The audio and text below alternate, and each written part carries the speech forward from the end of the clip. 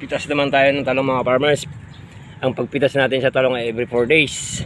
Ayan. Yung ating mga pipitasin, ano? Medyo marami-raming yung bunga ngayon. Tapos napakalalaki ng bunga ni talong. Hanggang ibaba. No, kamusta yung mga talong natin? Marami tayong mapipitas ngayon. Loaded yung bunga ngayon ni talong. Marami pang mga sumusunod kasi meron ng malalaking ganito. No? Kahit pa paano may gas-gas pa rin. Ay nako. Na-update lang natin. Mamaya din natin may pakita. Ipakita lang natin yung mga pitas. Tapos ang dami pang bulaklak. No? Paano magparami ng bunga ni talong. Ang daming bunga yan. Marami na kasing mapipitas na malalaki. Tulad nito. Makunat. Medyo makakarami tayo ngayon. Ayan yung mga bunga. Pinakita lang natin. Pag nag-spray ka ng 3D foliar, ganyan ang bunga. Ayaw. Ayaw mabunot.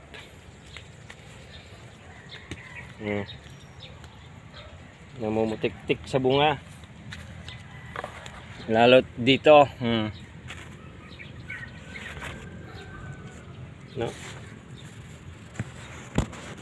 Yan yung itsura ni talong. Ngayon, may time talaga na ganito magbunga si talong. Lalo na kung nag-i-spray ka ng foliar, gamit natin 3G foliar, ano? Hindi tayo binabayaran para i-promote yung mga produkto ngayon.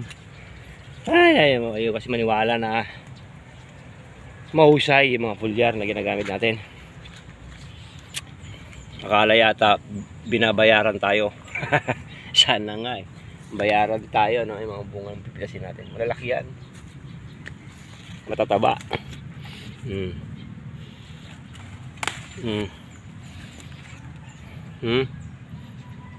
Pero iba naman, okay naman yung bunga. Halos wala namang gas-gas, ano? Tapos wala pang uod. Mga bunga natin. Na-update tayo dito sa talong. Ang dami tayo mapipitas ngayon. Tapos medyo bumababa na naman yung presyo. Nag 65, nag 75, nag 80. Last dala natin ay 65. Ewan ko na ngayon.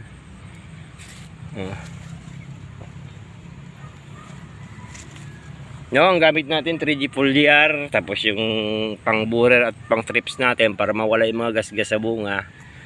Ganito kalalaki yung bunga ni talong kapag naalagaan ng maayos, ano? Hitik sa bunga si talong kahit saan ka magpunta.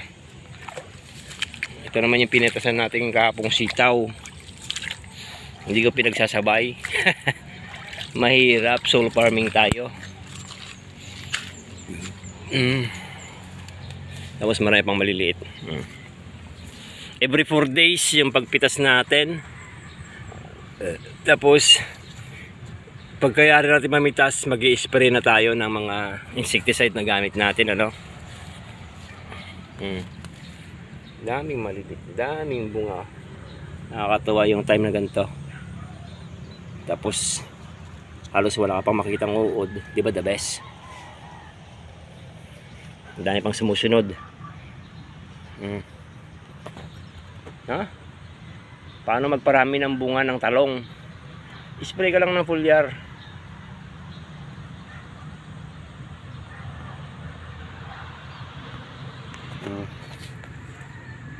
Ganyan itsura.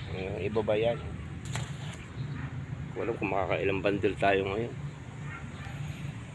Nangingitim yung bunga ni talong ngayon. Yung ganyan mga bunga ngayon, no? Kahit paano na-control natin yung mga gas-gas. Although mahirap talagang ma-perfect, pwede na yan, ano? Mga ganito kalalaki. Pasok na sa market, ano? Nakikintab. Kala mo walang bunga, yan dami. Laro sa kabila. Sumasahid pa nga sa lupa yung iba. Na-update lang natin. Kung gusto mo maging ganito itsura, magandaming bunga, mag-spray ka lang kahit every 5 days ng 3G foliar. Tapos iwas na rin sa white flies. Isa rin sa mga nagtatanong, napakadami nagtatanong sa akin kung paano, anong insecticide. No? Thank you.